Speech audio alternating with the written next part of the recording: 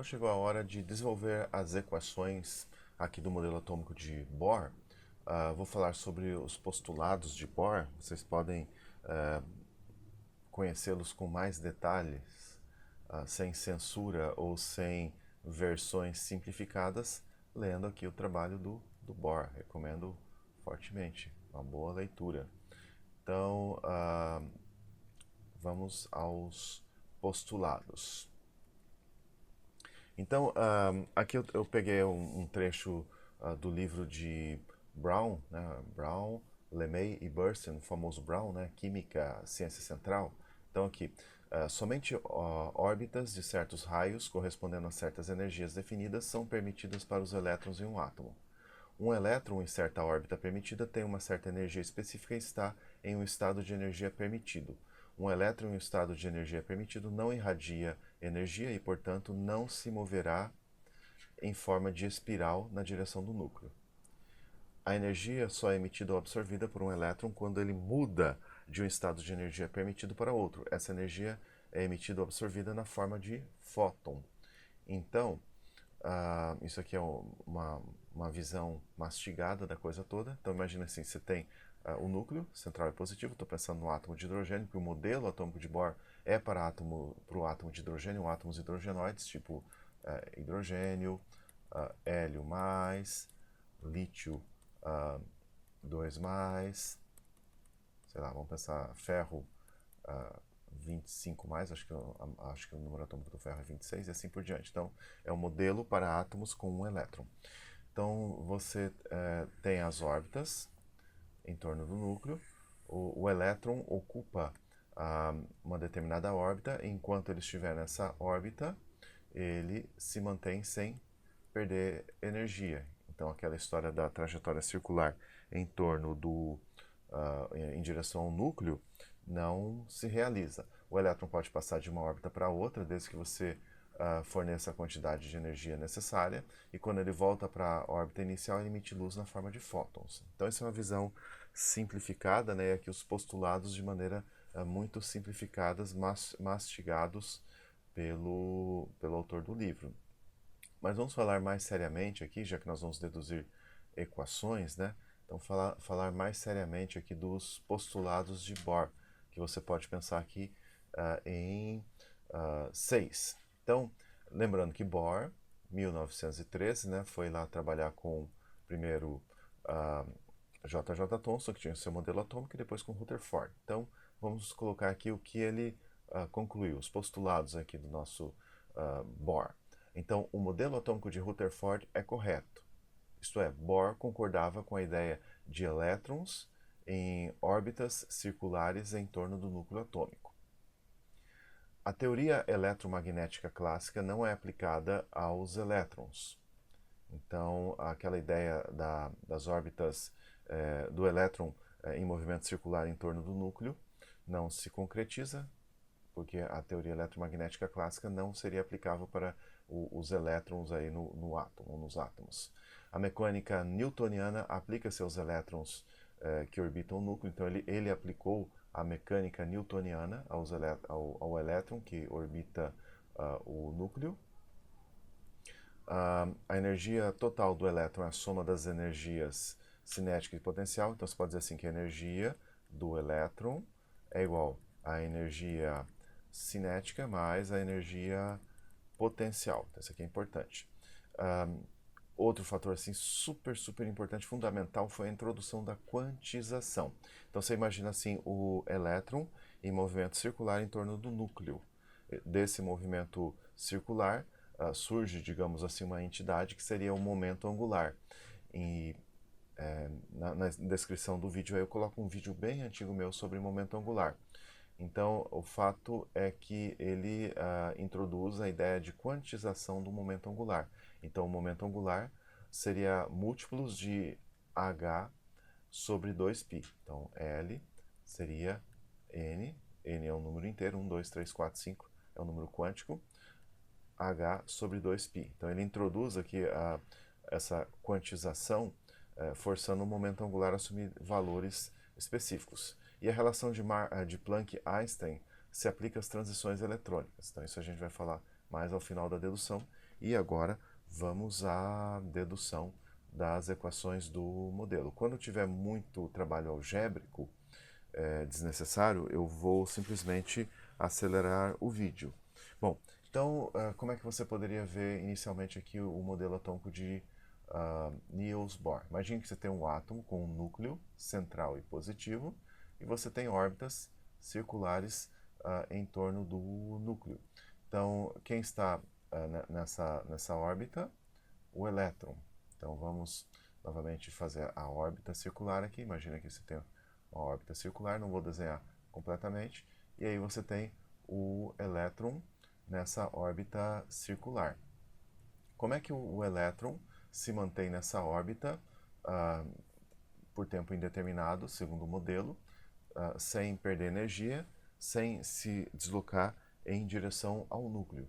Então você tem, digamos assim, duas forças agindo sobre o elétron. Uma delas seria a força centrífuga e outra seria a força de atração elétrica, força da lei de Coulomb, né? Então, a força centrífuga tende a tirar o elétron da sua órbita e a atração eletrostática tende a puxar o elétron para o núcleo. Então, as duas forças se equivalem. Então, aqui você tem uma distância, que eu vou chamar R, a distância entre o elétron e o núcleo. Você poderia dizer assim que essa aqui, Q2, é a carga do elétron.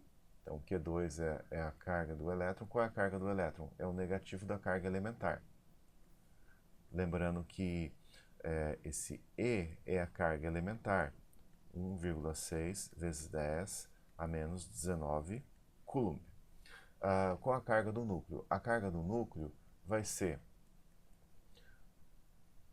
a carga elementar multiplicado pelo número de prótons que tem lá. O número de prótons que tem no núcleo é dado pelo número atômico. Então, ZE.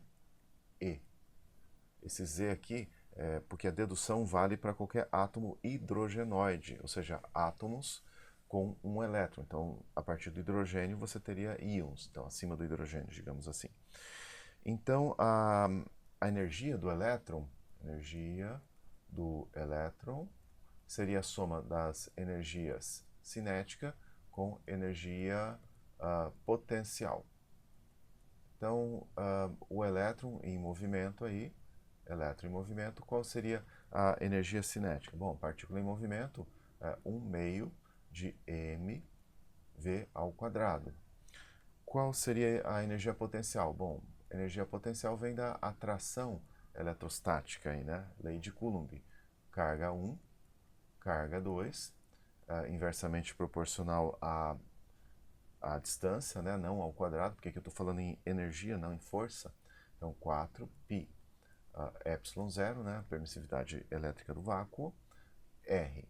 Então, tomando aqui Q2 como o negativo da carga elementar e Q como a carga elementar multiplicada pelo número atômico, então essa expressão aqui ficaria, vou tentar colocar aqui para vocês, energia igual a 1/2 de mv ao quadrado, que é o componente cinético da energia do elétron, menos ZE ao quadrado. Por quê?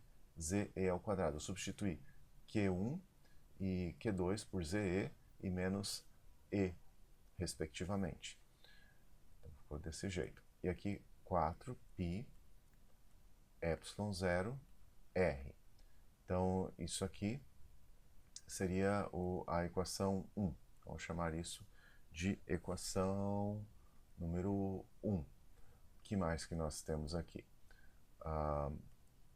Bom, vamos pensar no postulado 3, né? Então, você tem o equilíbrio, o equilíbrio entre a força centrífuga e a força elétrica. Então, pensa assim que a força centrífuga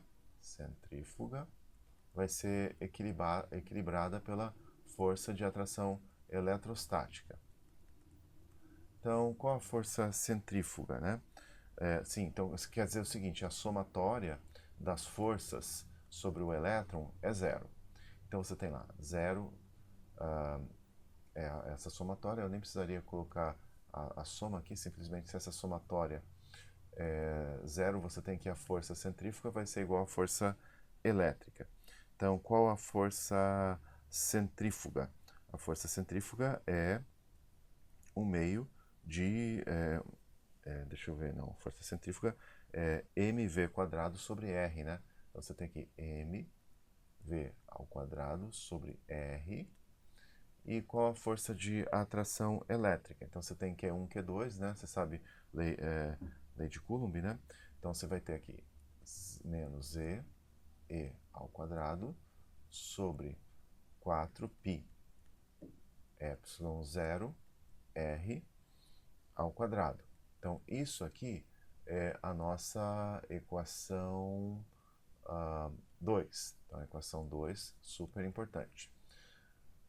Vou apagar aqui que eu preciso de um espaço. E a outra consideração que vai gerar a equação 3 é justamente a questão da quantização de momento angular, ou seja, o quinto postulado, né? Então, quantização de momento angular, então isso aqui vem do terceiro postulado e do quinto postulado, que eu escrevi aí, não são os postulados lá do livro de Química Geral, né? Então você tem quantização do momento angular, então você tem m, v, r, que é o momento angular, vai ser então n múltiplos de h sobre 2π. Isso aqui seria a equação 3. Equação 3, deixa eu numerar aqui igual eu fiz com as outras. Equação 3. E agora nós vamos então desenvolver as equações. Talvez você ache um pouquinho, digamos assim, enfadonho.